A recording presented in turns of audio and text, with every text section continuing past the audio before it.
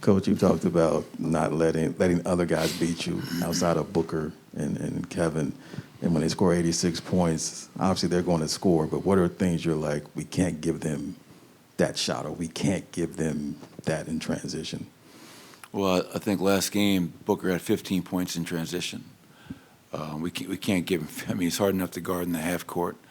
So you look at last game, but even just overall in the series, I think he scored 109 points this series. Devin Booker has, and 27 of those have come in transition. 23 have come in isos. He's gonna make tough shots, but I felt we gave him way too many easy ones. And if you're gonna try to stop a great scorer, you can't give him 18 in the first quarter, where he wasn't touched. He didn't feel us at all. So. He's a hell of a talent, but we have to make his job as hard as possible, give him different looks, and just be a hell of a lot more aggressive and physical. Coach, you guys have had great success in the playoffs with some of those small ball, bench-heavy lineups. What do you feel like you guys didn't do effectively with those groups in Game 3?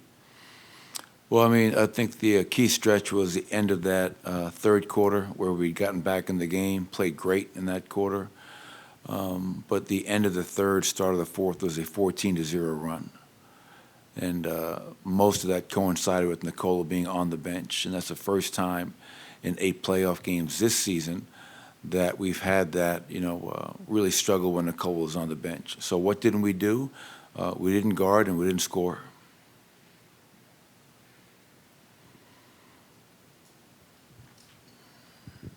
Michael, there's a report that David Edelman is interviewing for the Toronto job. I guess, how do you feel about that? Do you feel like he's ready to take that next step in his career?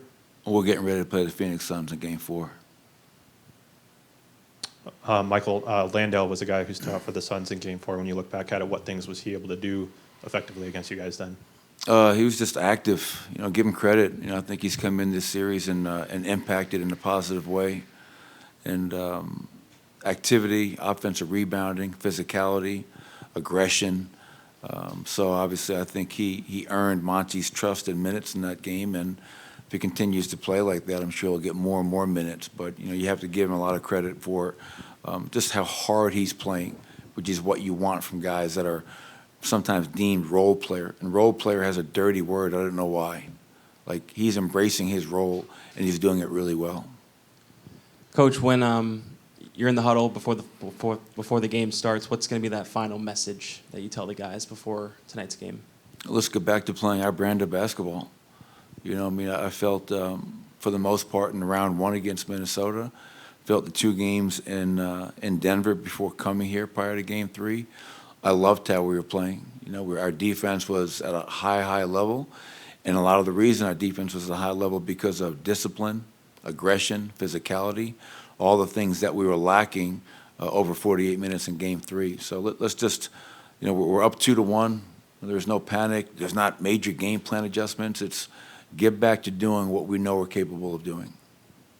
Coach, Jamal's shooting well overall at 42%, but he's also not shooting well from the 3 at 28. Well, what can you say about the Suns' defense, or something that is helping basically go against finding his rhythm? Well, yeah, Jamal for 2 rounds now is garnering a lot of attention from the opposing defense. I think whether it's Josh or Koji to start or whoever else they put on him after, those guys are tasked with the responsibility of just being into him, and really they don't even help off of him. They're not taking a body off of him anytime he's on the floor.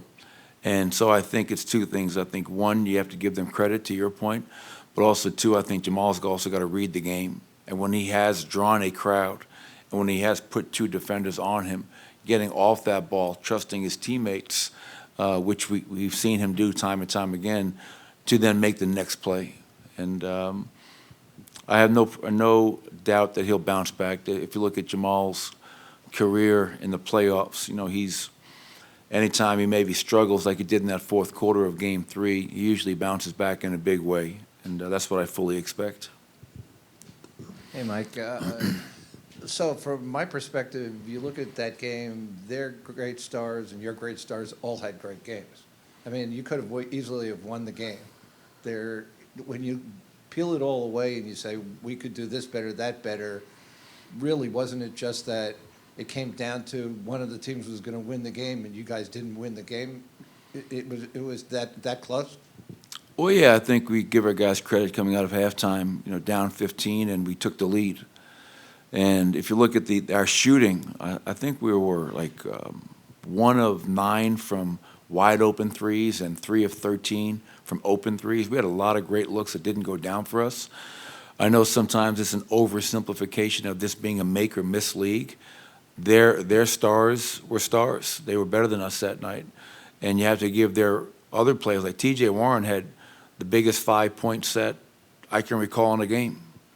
It's a close game. It's a 1 or 2 possession game with under 3 or 4 minutes, and TJ Warren hits a 3, and he hits a shot, mid-range pull-up at the end of a shot clock. So, yes, the game was there for the taking, but we can't start the game the way we did and expect to come into this building and win a game. We have to be a lot better with our approach. Well, and plus you guys were really dominant on the offensive boards. There was a sequence there in the third quarter where you missed, you came up with a rebound, you missed, came up with a rebound, and ultimately scored or got a free throw. So, I mean, you're going to try to do more of the same. Well, that's the first time in the playoffs, I believe, that we won the rebounding battle and lost the game. Now, we were plus 10 on the glass. So obviously it's defending without fouling, keeping KD off the line. We've done a really good job against Kevin Durant from the three-point line and from the field. He's hurt us from the free throw line.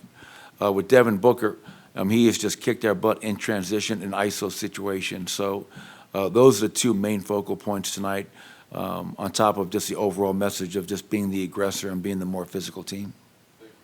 Appreciate it, everybody.